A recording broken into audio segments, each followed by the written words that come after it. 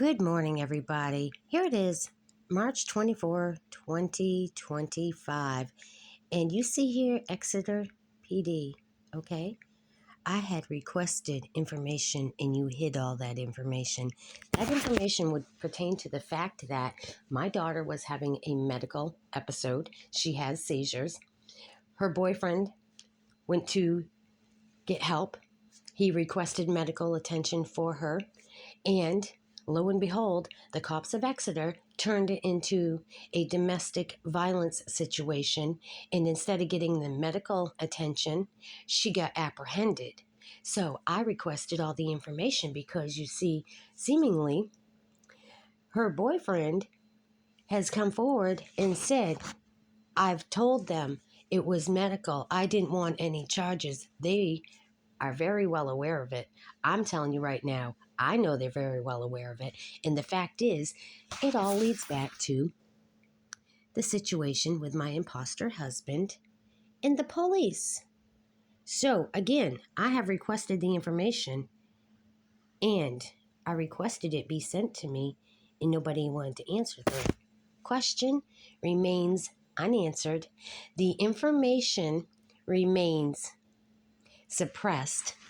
And it was hand-delivered, as you see, October of 2024. So this all pertains to and goes into the filed lawsuit in U.S. District Court, Concord, New Hampshire, due to the fact that it involves color of law.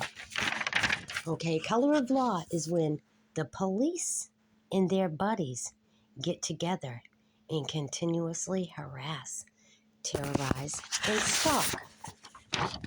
They're called perpetrators, and it leads to filings such as this. Okay? But also, because I had previously filed all of this.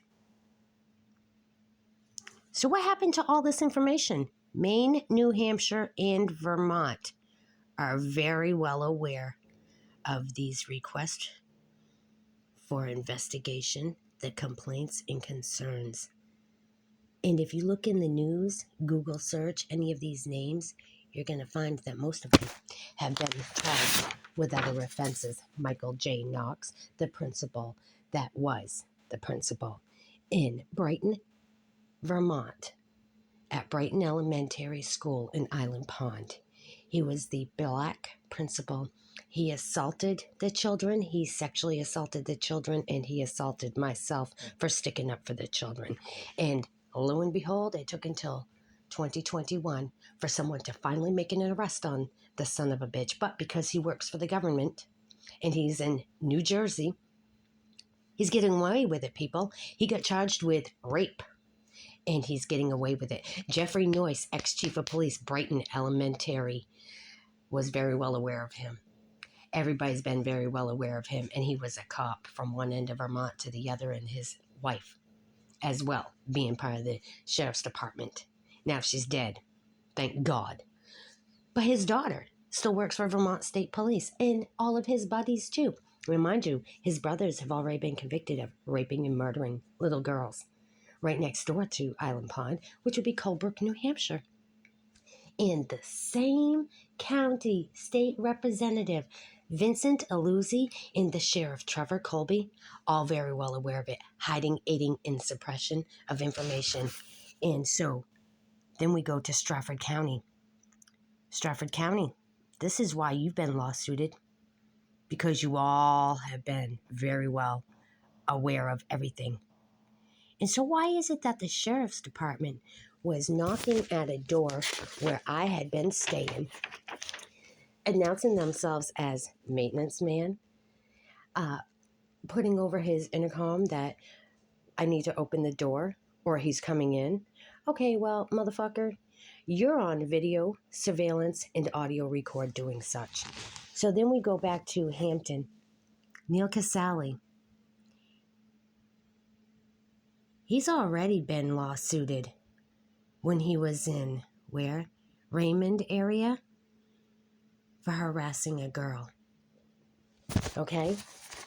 So, people, It's no wonder. It's no wonder. When you don't support the protection of the community, well, there's a problem there. So I had filed, and it was denied, of course. Here's his name and his true identity. But you see, William goes by December of 1966, and he put the birthdays together, potentially and allegedly, of Christopher Wray from the director of the FBI, people.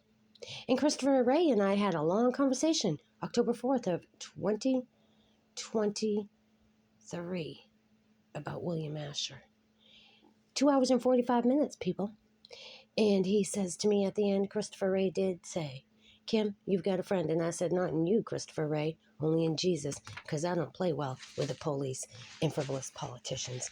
So, again, William's birth date is 11/26/69. Proven by the court, okay? He's living under false identity, working at Mass Brigham General Hospital in Dover, New Hampshire, extorted and married to a kid half his age from Poland. Actually, the kid is the age of his daughter, okay? So that's extortion. And who's employing immigrants that are extorted? Home Depot. Ask them in Rochester, New Hampshire. Now, after I filed and the judge denied that, I filed more information. And I filed that with Seth Tombolt of Portsmouth Police Department.